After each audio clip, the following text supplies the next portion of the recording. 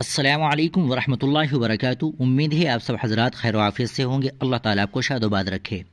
ناظرین کرام، اتر پردیش کے سنبھل میں 24 نومبر کو ہوئے تشدد کے بعد شہر کا ماحول رفتہ رفتہ معمول پر آ رہا ہے۔ جمعرات کو اسکول اور بازار کھل گئے، تاہم پولیس نے احتیاطی تدابیر کے طور پر 2 دن کے لیے انٹرنیٹ پر پابندی عائد کر رکھی ہے۔ ادھر تشدد کے بعد پہلی نماز جمعہ کے پیش نظر پولیس انتظامیہ ہائی الرٹ ہے۔ جامع مسجد کے اطراف کے گھروں پر ڈرونز کے ذریعے نگرانی کی جا رہی ہے۔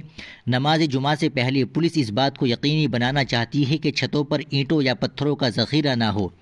اس کے علاوہ مذہبی رہنماؤں نے بھی اپیل کی ہے کہ لوگ جمعے کی نماز گھر پر ادا کریں۔ سنبھل میں تشدد کے بعد حالات معمول پر آ رہے ہیں۔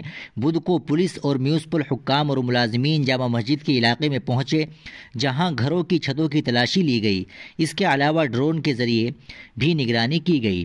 چند مقامات کے علاوہ کہیں بھی پتھر نہیں ملے۔ انتظامیہ نماز جمعہ سے قبل حفاظتی انتظامات پر نظر رکھے ہوئے ہے۔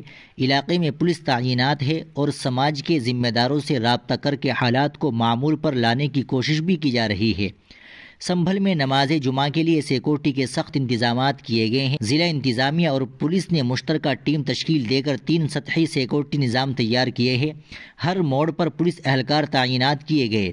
اس کے علاوہ مذہبی لیڈروں نے بھی اپیل کی ہے کہ کسی قسم کا احتجاج نہ کیا جائے اور ماحول پرسکون رہے۔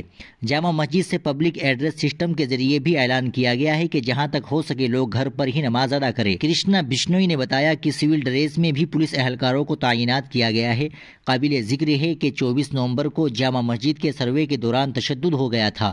پتھراؤ کے ساتھ فائرنگ بھی ہوئی تھی۔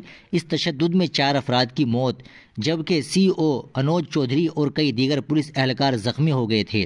پرتشدد واقعے کے بعد سے اب تک 7 سے زائد FIR درج کی جا چکی، جن میں SP MP ضیاء الرحمان برق، MLA اقبال محمود کے بیٹے سہیل اقبال اور 2500 سے زائد نامعلوم افراد کو ملزم بنایا گیا ہے۔ پولیس اب تک 25 سے زائد افراد کو گرفتار کر چکی ہے، جن میں خواتین اور بچے بھی شامل ہیں۔ ناظرین کرام، آپ اس خبر کے تعلق سے کیا کہنا چاہیں گے؟ کمنٹ باکس میں ضرور بتا دیں۔ ویڈیو کو لائک اور شیئر ضرور کر دیں۔